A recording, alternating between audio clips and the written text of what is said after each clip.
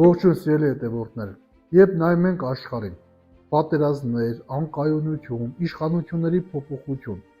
մարդու ներսում մի հարց է առաջանում. ով է իրականում ղեկավարում այս աշխարհը։ Արդյոք այն ամեն ինչ պատահական է։ Արդյոք ուժեղներն են վերջում հաղթում։ Այս հարցերի պատասխանները մենք գտնում ենք Դանիելի մարգարեության 7-րդ գլխի առաջին հատվածում։ Եվ այս տեսիլքը հզոր պատասխան է տալիս աշխարհի պատմությունը պատահական չէ, այն Աստծո ձեռքում է։ Ես Դանիելս տեսնում էի գիշերվա տեսիլքում եւ ահա երկնքի 4 հողմերը բախում էին մեծ ծովը։ Այն ծովից ելնում էին 4 մեծ գավազաններ, միմյանց այլակերպ։ Առաջինը նման էր թևավոր մատակ առյուծի եւ նրա թևերին արծվի թևերի նման էին։ Նայում էի, մինչև նրա թևերը թափվեցին եւ ջնջվեցին երկրից։ Ապա մարդու պես կանգնեց ոտքերի վրա եւ մարդու սիրտ տվեց նրան։ Իսկ ահա երկրորդ գավազանը նման էր մի արջի, մի կողմ կանգնեց եւ 3 կողերի կային նրա բերանում,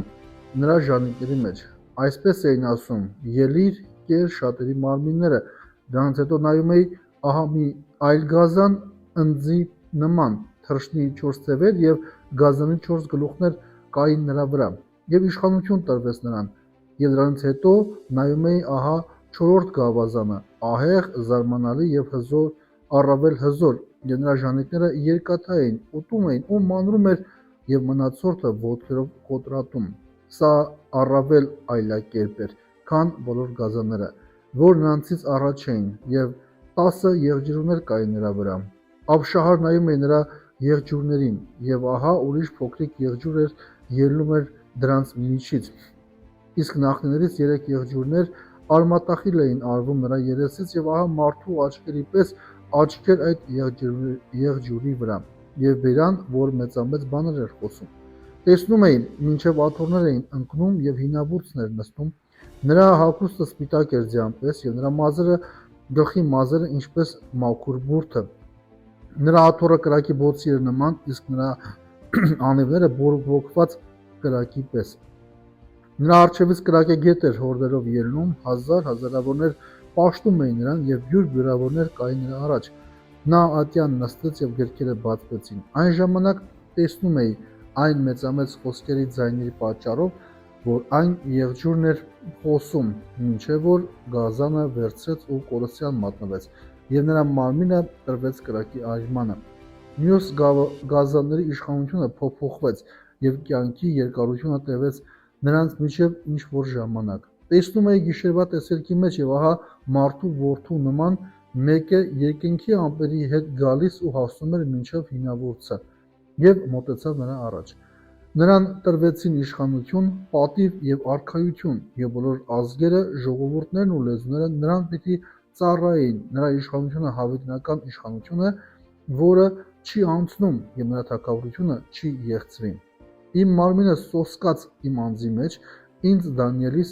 խռովեցրեց իմ գլխի տեսիլքը։ Ես մոտեցա այնտեղ կանգնածներից մեկին եւ խնդրում էի ճշմարտությունը սովորեցնել այն ամենի մեջ եւ ինձ ասաց ճշմարտությունը, եւ այն բաների մեկնությունն ինձ հայտնվեց։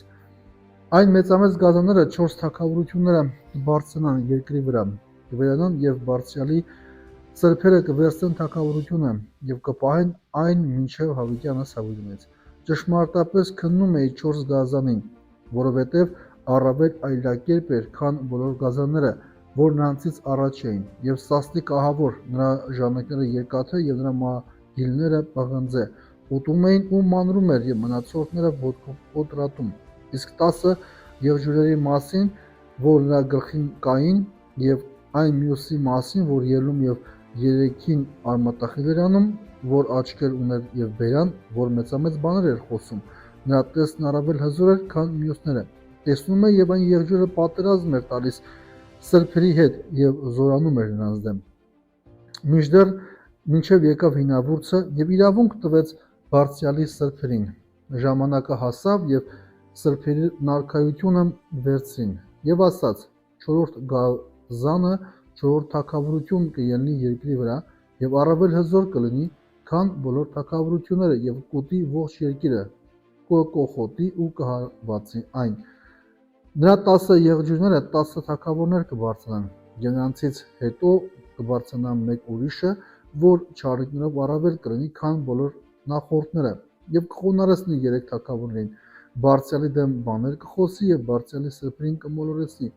կկարծի փոփոխել ժամանակներն ու օրենքները եւ կտրվի նրա ձեռքը մինչեւ որ ժամանակներ եւ ժամանակների կեսը, ատյան կնստի եւ նրա իշխանությունը կփոխեն ոչնչացնելու եւ իսպառ կորության մատնելու։ Եվ թագավորների թագավորությունն ու մեծությունը, որ կան երկնքի ներքո, տրվեցին բարձրալի սրբերին, նրա արքայությունը հավիտենական արքայություն է եւ բոլոր իշխանությունները նրան պիտի ծառայեն ու հնազանդվեն։ Ամեն։ Դանիելը տեսնում է մի տեսիլք։ Ծովից դուրս են գալիս 4 գազաններ։ Սրանք խորհրդանշում են երկրային թագավորություններ։ Նրանք ուժեղ են, վախեցնող են, անկանխատեսելի են։ Սա շատ նման է մեր ժամանակին։ Աշխարհը հաճախ թվում է անկայուն, վտանգավոր, անարդար։ Մի կառուցիր քո վստահությունը աշխարհի փոփոխվող համակարգերի վրա։ Հանկարծ տեսիլքը փոխվում է։ Դանիելը տեսնում է գահ, դատաստան եւ հին օրերի։ Աստծուն սա ցույց է տալիս մի մեծ ճշմարտություն։ Աստված նստած է գահին։ Թեև աշխարհը կարող է քաոսային թվալ, Աստված կառավարում է։ Երբ ամեն ինչ դուրս է գալիս վերահսկողությունից, հիշիր, Աստված դեռ վերահսկում է։ Գազանները, որքան էլ ուժեղ լինեն, վերջում կանգնում են դատաստանի առաջ։ Նրանց իշխանությունը սահմանափակ է։ Սիրելի հետևորդներ, ոչ մի չարություն հավերժ չէ։ Մի հուսահատվիր, երբ տեսնում ես անարդարություն։ Աստված վերջում արդարություն է հաստատում։ Մարդու որդու գալուստը սա հատվածի ամենակարևոր պահն է։ Դանիելը տեսնում էր մի կերպար մարդու որդի։ Նրան տրվում է իշխանություն, փառք, հավիտենական թագավորություն։ Այս մարգարեությունը կատարվում է Հիսուս Քրիստոսի մեջ։ Քրիստոսը միայն փրկիչ չէ, նա նաև թագավոր է։ Թող Քրիստոսը լինի ոչ միայն քո հավատքի մաս, այլ քո կյանքի Տերը։ Աստված խոստանում է, սրբերը պիտի ժառանգեն թագավորությունը։ Սա շատ հզոր խոստում է, չնայած դժվարություններին։ Վերջը հավատացյալների կողմն է։ Սիրելի հավատավոր հետևորդներ, դու կարող ես քեզ փոքր զգալ, բայց Աստծո ծրագրում դու ունես քո տեղը։ Մի հանձնվիր պայքարում։ Քո հավատարմությունը արժեք ունի։ Այս հատվածը տալիս է հստակ պատկեր։ Աշխարհը փոփոխական է։ Աստված անփոփոխ եւ իշխում է։ Չարը ժամանակավոր է։ Քրիստոսը հավիտենական թագավոր է։ Հավատացյալները վերջում հաղթում են Հիսուսի հետ։ Սիրելի հավատավոր հետևորդներ, երբ նայում ենք աշխարհին, կարող ենք վախենալ, բայց երբ նայում ենք Աստծուն, գտնում ենք խաղաղություն։ Թագավորությունները գալիս են ու անցնում, իշխանությունները փոխվում են, իրավիճակները փոխվում են, բայց կա մի բան, որ չի փոխվում։ Աստծո թագավորությունն է, հավիտենական է այն։ Եթե այսօր անհանգիստ ես, նայիր ոչ թե աշխարհին, այլ գահին։ Եվ հիշիր, վերջը որոշում է ոչ թե ուժեղները, այլ Աստված։ Քայլիր հավատքով, մնա հաստատ եւ վստահիր թագավորին։ Սիրելի հավատավոր հետևորդներ, եթե օգտակար եղավ ձեզ այս տեսանյութը, կարող եք հավանել։ Մեկնաբանության մեջ գրել ձեր կարծիքը, բաժանորդագրվել մեր YouTube-յան ալիքին եւ տարածել, որպեսզի Աստծո խոսքը ավելի շատ մարդկանց հասանելի լինի։